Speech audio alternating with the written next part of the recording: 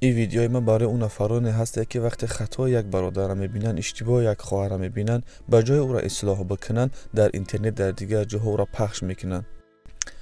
با پخش کردن اکتفا نکرده اونا را لعنت میگن، نفرت میگن.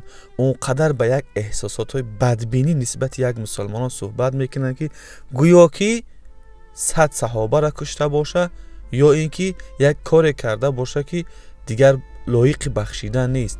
بخشیدن و هدایت در نزد خداست. شما برادرانی که دعوت میکنید، دعوای پیروی از سنت رسول الله صلی الله علیه و سلم میکنید، فقط وظیفه شما رساندن است. لعنت گفتن، نفرت کردن به نسبت یگان خواهر، یگان برادر نیست. بله اونا امروز گمراه شدن، بله امروز اونا پیرو شیطان شدن. وظیفه ما و تو که دعوای پیروی از رسول خدا صلی الله علیه و سلم میاد ای است که اونا را گوشرس بکنیم. اگر که پیروی کردن از قرآن و سنت خیلی خوب، و اگر که نکردن فقط باید ما دعا بکنیم. برای دلیل این گفته ها یک قصه پیغمبر صلی الله علیه و سلم بسنده است. در غزوه احد یک از مشرکین یک چقری میکنه و با امید اویه که شاید که پیغمبر صلی الله علیه و سلم بیا در درون این غار بیفته و غزوه شروع میشه و پیغمبر صلی الله علیه و سلم وقتی که میآید عیناً در درون همین غار میغلطه.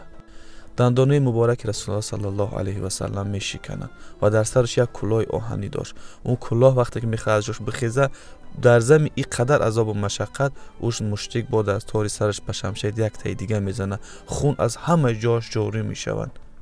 مسلمان هم در خیال او بودند که شاید رسول الله صلی الله علیه و سلم وفات کرده باشند. حضرت ابوبکر گفت پدر و مادرم فدای تو ای رسول خدا.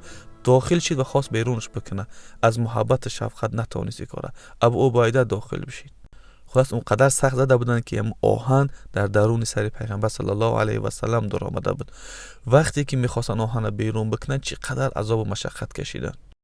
وقتی هم سرپوش از سر رسول الله صلی الله علیه و سلم گرفتن، از سر و روش خون جاری میشید. صحابه خیال کردند که یگان دعای بد میکنه نسبت این نفری که کار کرده است. پیامبر چی گفت؟ پروردگارا گفت این قوم هدایت کن، اینا مرا نمیشناسند. این قوم هدایت بکن تا که اینا رای حقیقت نمیدانند. لعنت نگفت، نفرت نگفت. در این صورت بهترین خلق خدا محمد صلی الله علیه و سلم نسبتش کار انجام شد، از سر دهنش خون رفت، گفت که این خداوند هدایت که این قوم نمیدونه که پیغمبر کیست و اسلام چیست. پس اختیار در دست تو است. میخواهی پیرو رسول الله صلی الله علیه و سلم باشی یا که لعنت و نفرت زیاد کردن بگی.